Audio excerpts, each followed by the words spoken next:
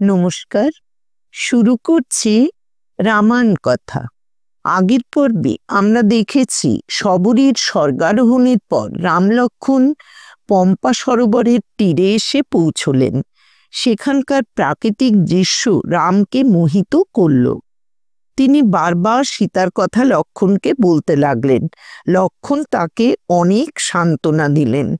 এইভাবে তারা ক্রমাগত চলতে চলতে ঋষ্যমুখ পর্বতের কাছে চলে এলেন। সেখানে বানররাজ সুগ্রীব তাদের দেখে প্রথমে ভয় পেয়ে তার মন্ত্রীদের বললেন যে এরা নিশ্চয়ই বালির চর। কিন্তু বুদ্ধিমান হনুমান সুগ্রীবকে বললেন যে বালি বা তার লোকেরা এখানে আসতে পারবেন না। অকারণে ভয় না পেয়ে এদের সঙ্গে আলাপ করা উচিত। তারপর সুগ্রীবের আদেশে হনুমান ভিক্ষু রূপ ধারণ করে রাম লক্ষ্মণের সঙ্গে পরস্পর আলাপ করলেন এবং সুগ্রীবের পরিচয় দিলেন। রাম লক্ষ্মণও তাদের পরিচয় দিয়ে সুগ্রীবের সঙ্গে দেখা করবার ইচ্ছা প্রকাশ করলেন। তখন হনুমান নিজের রূপ ধারণ করে তাদের সুগ্রীবের কাছে নিয়ে এলেন। এরপর থেকে আজকে আমরা পাঠ শুরু করব। রাম সুগ্রীবের মৈত্রী। হনুমান সুগ্রীবকে বললেন, ইক্ষ্বাকু বংশে জাত দশরথ আত্মজ রাম তাঁর ভ্রাতা লক্ষ্মণের সঙ্গে তোমার কাছে এসেছেন। ইনি পিতৃসত্য পালনের জন্য বনে বাস করছিলেন। রাবণের ভার্যাকে অপহরণ করেছে। ইনি তোমার শরণাগত। রাম লক্ষ্মণ তোমার সঙ্গে মৈত্রী করতে চান। এরা পূজনীয়, এদের তুমি সসম্মানে গ্রহণ করো। সুগ্রীব সুদর্শন রূপ ধারণ করে রামকে বললেন, বায়ুপুত্র হনুমানের কাছে আমি তোমার গুণাবলী শুনেছি। তুমি ধর্মাত্মা, তপনিষ্ঠ, সকলের প্রতি তোমার স্নেহ। তুমি আমার ন্যায় বানরের সঙ্গে সৌহার্দ্য কামনা করছো, তাতে আমি সম্মানিত ও লাভবান হয়েছি। আমার সখ্য যদি তোমার প্রীতিকর হয় তবে প্রসারিত বাহু গ্রহণ করে চিরস্থায়ী পানি মর্যাদা বন্ধন করো। রাম হৃষ্টমুনি সুগ্রীবের পানি পীড়ন করে তাকে গাঢ় আলিঙ্গন করলেন। হনুমান 2 খণ্ড কাষ্ঠের ঘর্ষণে অগ্নি প্রজ্বালিত করলেন এবং পুষ্প দ্বারা অর্চনা করে দুজনের মধ্যে রাখলেন।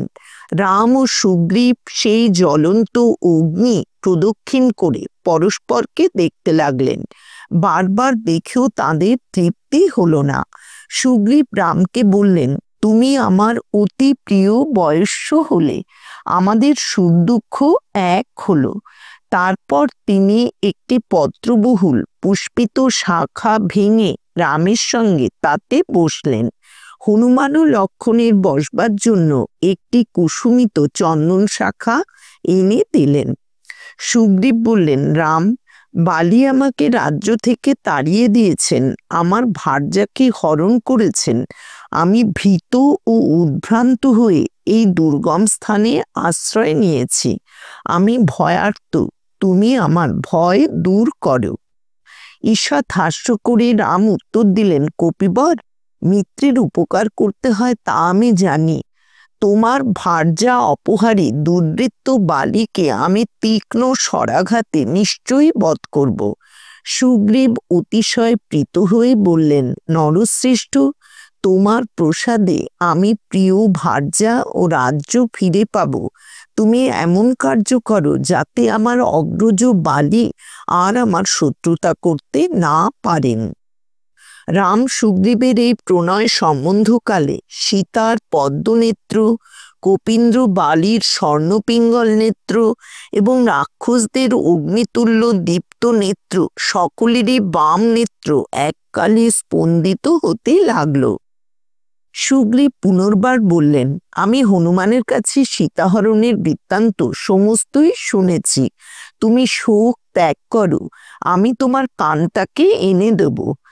এখন অনুমানে বুঝেছি যে আমি তাকে দেখেছি। রাক্ষস যখন তাকে হরণ করে নিয়ে যায় তখন তিনি হা রাম হা লক্ষ্মণ বলে ডাকছিলেন। আমরা 5 জন পর্বতে উপবিষ্ট ছিলাম।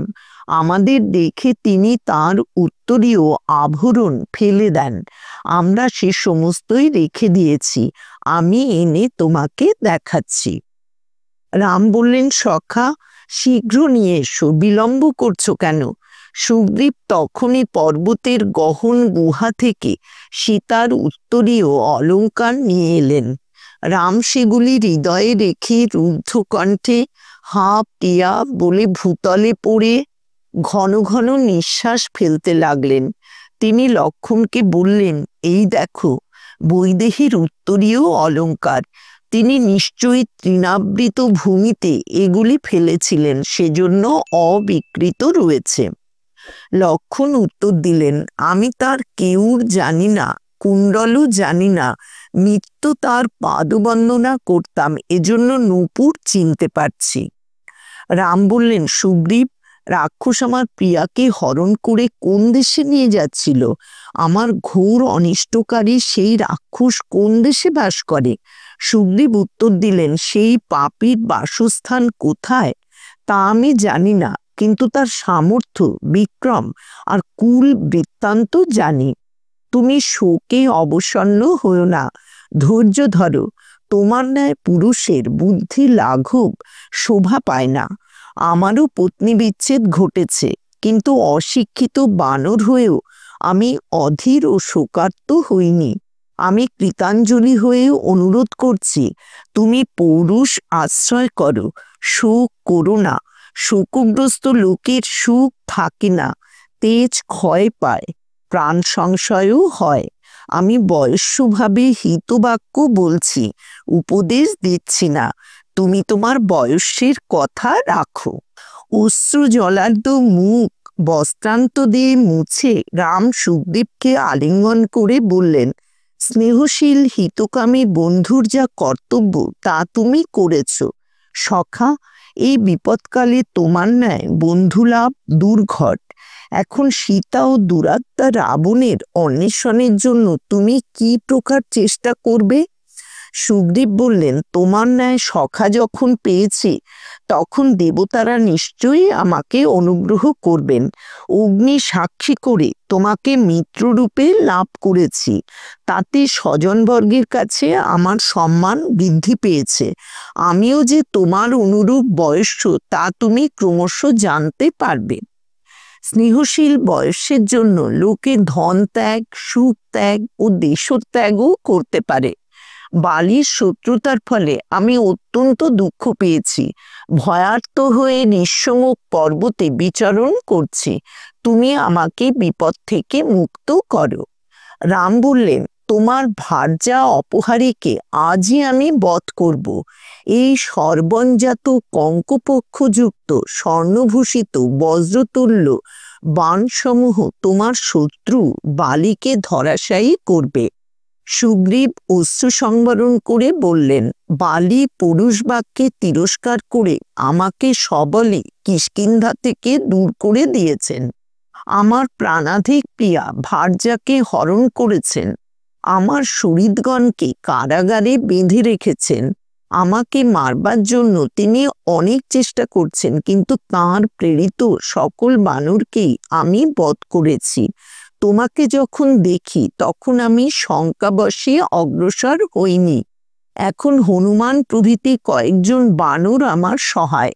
এরা আমাকে সর্বত্র রক্ষা করে। এদের স্নেহের জন্যই আমি প্রাণ ধারণ করে আছি। বালির বিনাশ হলেই আমার সকল দুঃখ দূর হবে। রাম, আমার শোক দূর করবার উপায় তোমাকে বললাম। তুমি আমার সখা, সুখে থাকো বা দুঃখে থাকো, তুমি আমার গতি। রাম বললেন, সুগ্রীব, তোমার সঙ্গে বালির বিরোধ কেন হলো তা শুনতে ইচ্ছা করি।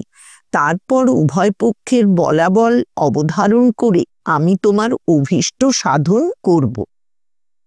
বালি সুগ্রীব বিরোধের ইতিহাস।